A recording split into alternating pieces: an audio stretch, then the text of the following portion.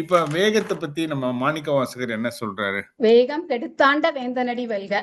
So வேகத்தை குறைத்து என்னை ஆண்டு கொண்டார் அப்படின்னு தான் சொல்ல வர்றாரு. அப்படிதான் என்னோட இதுக்கு தோணுது. ரயில்ல பயணம் பண்ற மக்களுக்கு வேகம்ங்கிறது நம்ம பரபரப்பு வாழ்க்கைன்னு நான் கொண்டு வந்தேன். நான் உங்களுக்கு அந்த ஒரு அர்த்தம் வர்ற மாதிரி ஒரு கான்வர்சேஷனை நான் உரையாடலை கொண்டு வந்தேன். நீங்களும் தொடர்ந்து பேசுறீங்க. அதைத்தான் அவர் மாணிக்கவாசகர் சொல்றாரா?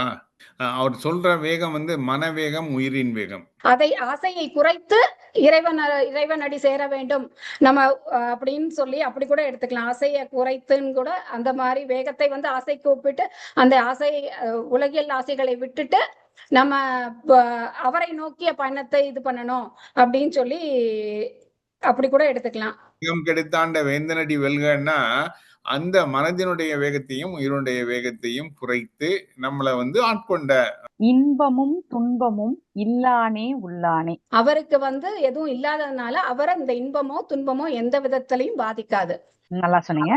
இன்பமும் துன்பமும் இல்லானே, அவருக்கு எதுவுமே இல்லைன்னு சொல்லிட்டோம். இப்ப உள்ளானே அப்படின்னு அடுத்தது சொல்றாங்களே அது ரெண்டும் இல்லைனாலும் நமக்காக நம்மளோடதான் அவர் எடுத்துக்கிறதாக கூட சொல்லலாம் உள்ளானேன்னு. நம்மளுக்குள்ளயும் இறைவன் இருக்காரு, அங்க வரும்போது நம்மளுக்குரிய துன்பங்கள் எல்லாமும் அவருக்கும் உள்ளானே அப்படிங்கிற மாதிரி அங்க இருக்கலாம். அஞ்ஞானம் தன்னை அகழ்விக்கும் நல்லறிவே. நம்மளுடைய அஞ்ஞானத்தை போக்குகின்றார். இப்ப நீங்க எக்ஸாம்ல எப்படி இன்விஜிலேட்டரா இருக்கீங்களோ அது மாதிரி நம்ம செல்ஃபாவே நம்மளை நாமளே இன்விஜிலேட் பண்ணிக்கணும். தன்னை எப்படி கண்காணிக்கிறது, அதுக்கு மாணிக்க வாசகர் என்ன சொல்றாரு? அறியாமைய அகற்றி நல்லறிவு நம்மளுக்குள்ள ஏற்படுத்திக்கணும். அது அஞ்ஞானம் தன்னை அகழ்விக்கும் நல்லறிவே. பொய்யாயின எல்லாம் போய் அகலணும் எங்கிட்ட. பொய்யாயின எல்லாம்னா எது பொய்? மாயை எல்லாம் பொய். மாயைனா என்ன எனக்கு தெரியலையே. மாயைனா அதாவது உண்மை மாதிரி இருக்கும் ஆனா உண்மை இல்ல. ஆறா அமுதே அளவில்லா பெம்மானே. எந்த அளவும் முழுதாக அறிய முடியாத இனிமையான ஒரு பேர் இன்பம். கள்ள புலக்குரம்பை கட்டழிக்க வல்லானே. என்னுடைய 5 புலன்களையும் என்னை வஞ்சகம் பண்ணுது, அத முற்றிலும் அழிக்க வல்லவன் அந்த சிவபெருமான். சிவபுராணத்துல இந்த 95 வரிக்குள்ள ஏதாவது ஒரு கான்செப்ட் எடுத்துக்கிறீங்க, அத உங்க பாணியில நீங்க அத 6 குழந்தைகளுக்கு சொல்ல போறீங்க. சரி, இப்ப எல்லாருமே உங்களை நான் சின்ன பிள்ளைங்களா நினைச்சே சொல்றேன். உங்களுக்கு எல்லாம் யார ரொம்ப பிடிக்கும், அம்மாவா அப்பாவா? எனக்கு 2 பேரையும் பிடிக்காது. 2 பேரும் எனக்கு திட்டிக்கிட்டே இருக்காங்க. சரி, அதுல யாரு ரொம்ப கம்மியா திட்டுறா, யார் அதிகமா திட்டுவா, அந்த பேசிஸ்ல யார ரொம்ப பிடிக்கும்? ஓகே, அம்மாவை பிடிக்கும். இப்போ ஏன் அம்மா திட்டினாலும் உங்களுக்கு என்னென்ன டைமுக்கு சாப்பாடு கொடுக்கணும், எந்தெந்த டைம்ல உங்களுக்கு என்னென்ன வேணும் எல்லாமே அம்மாக்கு தெரியும் தானே? தெரியும். நம்மளை பத்தி நம்ம இப்போ நீங்க எல்லாம் சின்ன குழந்தைங்களா இருக்கிறதுனால இப்போ உங்களை விட உங்களை பத்தி யாருக்கு அதிகமா தெரிஞ்சிருக்க வாய்ப்பு இருக்கும்? உங்க அம்மாக்கு. சரி. இப்போ ஒரு தாயா இருக்கிறவங்களே நமக்காக இவ்வளவு செய்வாங்கன்னா அதுக்கும் மேலானவர் கடவுள், அதாவது சிவன். அம்மானாலேயே நமக்கு பசிச்சாதான், நம்ம பசிச்சு கத்துனாதான், இல்ல எதுக்கோ அழுதுன்ட்டு தான் ஃபர்ஸ்ட் வருவாங்க நம்மள பாத்துட்டு. பசிக்கு அழுதா இல்ல உடம்பு சரியில்லைன்னு அழுதான்ட்டு நம்ம அழற சத்தத்துல இருந்தா, நீங்க அழறத வச்சுதான் அதுக்கப்புறமா கண்டுபிடிப்பாங்க என்னவோ தெரியல, பசிக்குதுன்னா சாப்பாடு கொடுப்பாங்க.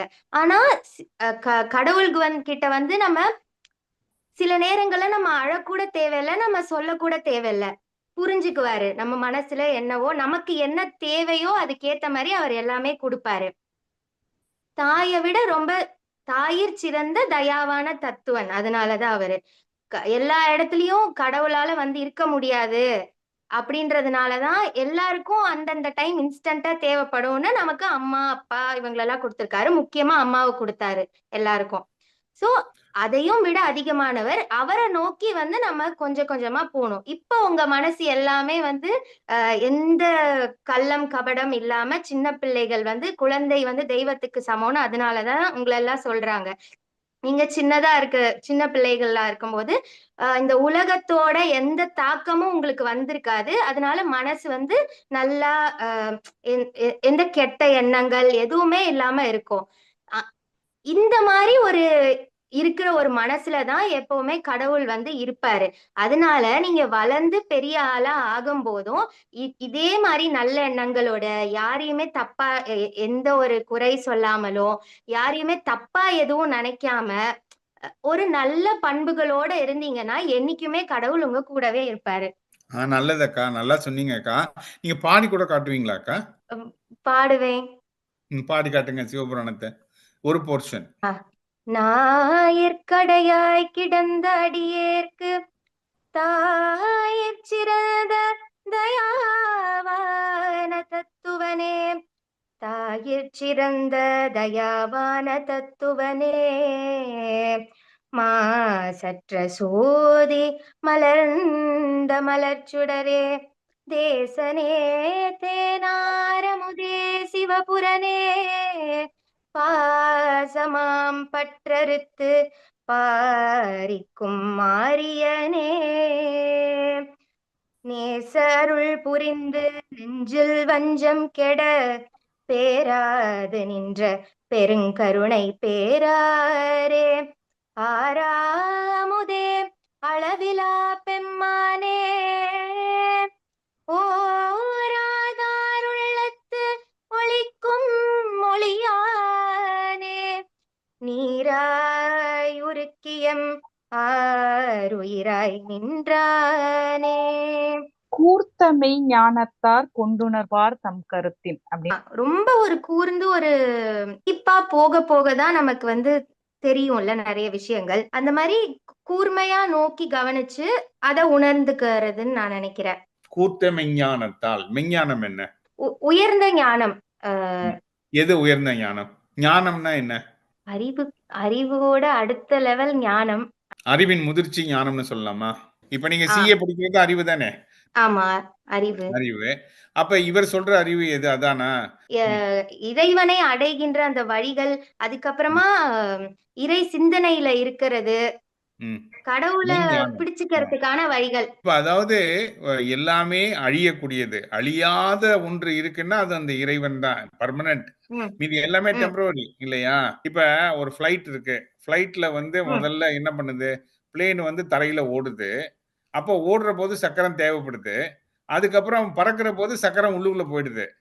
அப்பவும் சக்கரம் வந்து நீட்டிக்கிட்டு அது இது பண்ணிக்கிட்டு இருந்ததுன்னா பறக்க முடியாது. அப்ப படிச்சதை ஒரு கட்டத்துல மறந்துடணும். அப்ப கற்றவனுக்கு ஒரு செருக்கு இருக்கும், நமக்கு நல்லா எல்லாம் தெரியும், நான் பெரிய படிப்பாளி அப்படின்ட்டு.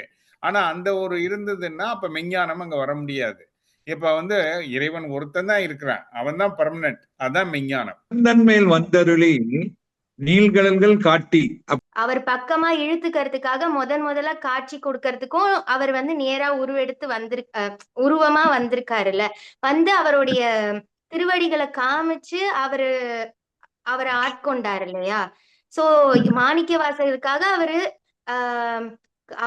அவருக்கு ஒரு துயரம்னு வரும்போதும் சரி, அவரு மேல இருந்து வந்து அவருக்கு பக்கத்துல நின்று அவர் கலைகளை காட்டியிருக்காருல்ல, அது நாங்க இப்ப அது மாதிரி ஆத்திச்சுவடி நீங்க எப்படி சொல்லுவீங்கன்னு எங்களுக்கு சொல்லி நாங்க தெரிஞ்சுக்கிறோம் உங்ககிட்ட. இப்போ கடைசியா வகுப்புல வந்துட்டு தெய்வ திகழேல் அப்படிங்கிற வகுப்பை எடுத்திருந்தேன் நானு. தெய்வத்தை வந்து என்னைக்குமே வந்து நம்ம நிந்திக்க கூடாது அப்படிங்கிற கருத்து தான் அந்த பிள்ளைங்களுக்கு போய் சேரணும். அப்போ வந்துட்டு ப்ரொடியூசர்ஸ் இவங்க எல்லாரும் இருக்கிறாங்க. இப்ப வண்ண சரபம் தண்டபாயுத சுவாமி அப்படிங்கிறவர் வந்துட்டு கடவுளை வந்து நிந்திச்சு அவர் எழுதின ஓலைகள் எல்லாத்தையும், அவர் முருகரை பத்தி எழுதின அந்த ஓலையெல்லாம் தீயிலையும் நீர்லயும் போட்டு கோவத்தை காட்டுவாரு. அதெல்லாம் ரொம்ப தப்பு அப்படிங்கிற விஷயத்த பிள்ளைங்களுக்கு நாங்க எடுத்து சொன்னோம். சரி, அதுக்கு இணையா சிவபுராணத்திலிருந்து ஏதாவது ஒரு வரி எடுக்க முடியுமா உங்களால? அப்படின்னா, அன்பானவருக்கு மலர்ந்த பூ மாதிரியும் அன்பில்லாதவருக்கு நெருப்பாவும் இருக்கிறதா அந்த பாட்டுல, அந்த மாதிரி இதுலயே நிறைய வரிகள் இருக்கு.